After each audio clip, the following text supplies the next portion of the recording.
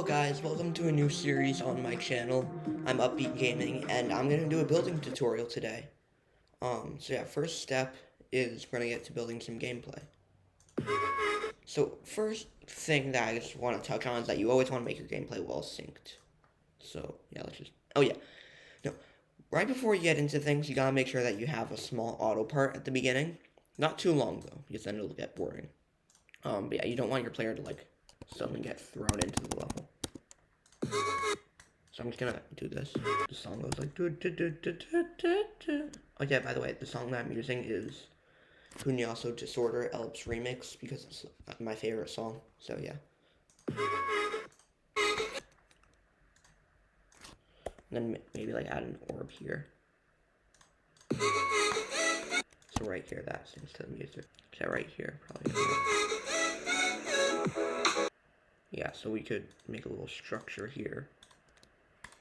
Make sure all the lines are visible on screen.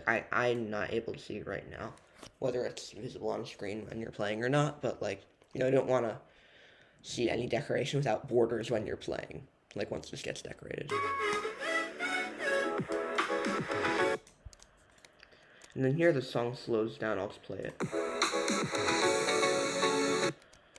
So, I'm just gonna add a slow ship, because slow ships always work. So yeah, we could maybe add a little corridor here, because this is looking so far like a medium demon. So we could, no, not like that, there's literally time war gameplay. Delete these little bits here. Here we can add a little passageway. Since the song sort of moves up in pitch, we can add a little sort of upward slant here. And maybe right here we can just add some. I think when the time comes, we should do a gradient up here. Let's see how this plays. Oh, what was that? Cool. That's pretty good. I like it. It's actually great. Yeah, level verified. Do I care? No. When you don't know what to do with the ship, just add a corridor. It makes things way easier. Just to spice things up, we can add a UFO. Funnel this in here, with an invisible funnel.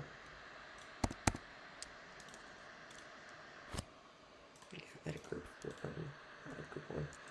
By the way, this is me showing you how to make things invisible. Just a quick trigger tutorial. We're gonna see a lot of triggers in the other episodes though, because we're gonna be doing a lot of moving objects, that sort of stuff. We can maybe do something like this. No, this is probably turning into an extreme demon as we speak.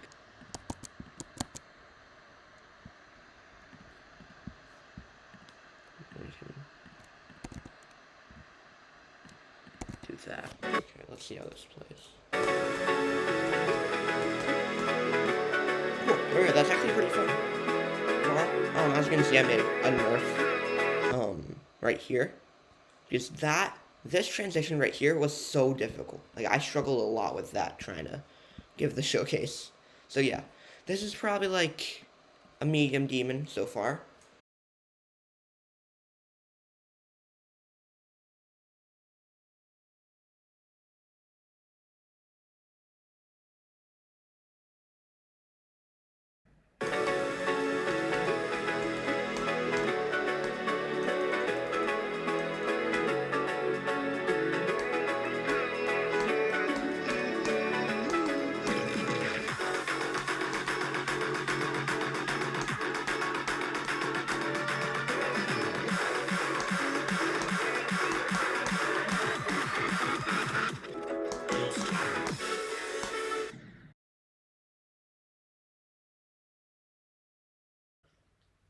Alright, welcome back guys. It is time to get to the drop. So let me just show you what I built. So as you can see, I have a dual ball and I have this pipe up here. You guessed it, we're doing swing copter. You always want to have that little extra thing that spices up your layout. And I feel like Swing Copter would be the perfect thing for this, since... Because listen to the part of this song after I lay this down. Okay, listen. See, hear how it's like, woo, do, do, do. Sort of feel like more swingy. You know, hence the name Swing Copter. Anyway. Okay. So now that we have that path sort of laid out, even though it took me a bit to kind of understand, let's start making the layout with the layout of the Swing Copter section with these gears and sort of just like sizing them down.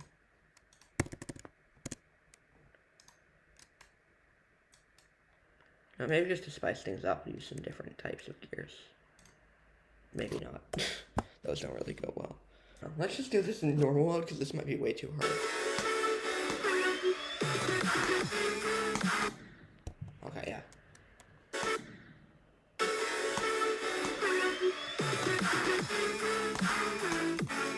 Hey, that's sick.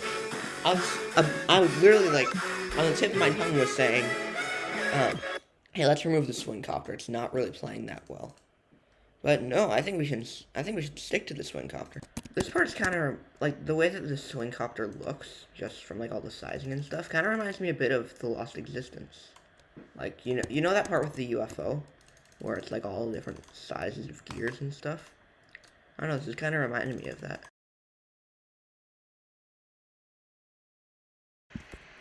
Alright, let's see how this plays in normal. Looks like it might be way too hard. This is the one part that I'm really concerned about. Oh gosh. I think I can move these up, actually. I actually need to move all these down more. Oh wow, I just first tried it. Okay. I think I can move up the bottom even more, to be honest. I was really far away from the bottom. Okay. I mean, I think this and this in particular are too high up. No, I still want to make it difficult, but I don't want it to be like... There we go, okay. At first try, I think that was a fluke there.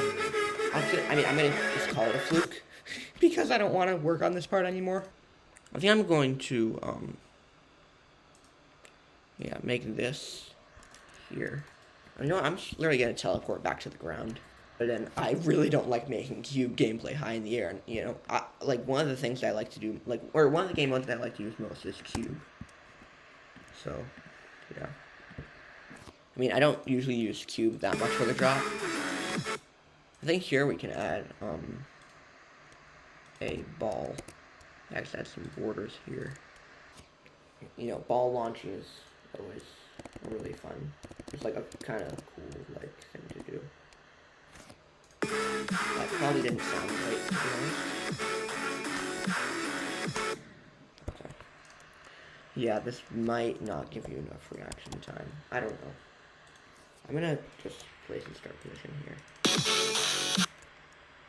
Now, I think I can actually move this down a bit. I very well might change this. Yeah. Did you guys hear how it like goes to wall? I'm gonna change this to that, the UFO. I can't think. Upside down ship segments are always so fun to make. Just because they're like, I don't know, kind of compact. And they always like give a sense of excitement in a way. Because like you sort of like have not really that much control. Okay, you know what, and I really need to mess around with size here. But yeah, like it's always kind of like unsettling yet cool to have a like no sense of like really where you're going. So I feel like upside down ship, like especially at high speeds, like you don't really you have like not really that much sense of direction in a way. I don't know. To be honest, I don't really use gears that much in my gameplay, but I feel like now that I'm like actually really using them a lot, I think they're actually a really cool mechanic to use. This is probably way too hard. We're gonna see how it plays. Yeah,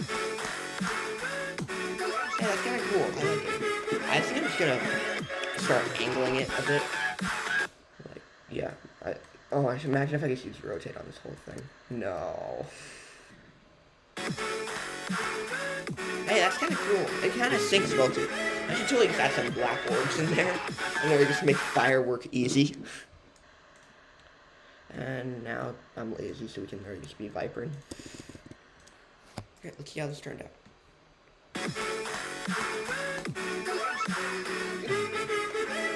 I like that. So this is sort of just the example of how to make a drop. And since I have like a ton of footage already, I'm just gonna wait to really like do any more until I showcase the full layout with a cut run. And yeah, I hope you guys got a lot out of this video. And here's the full final run.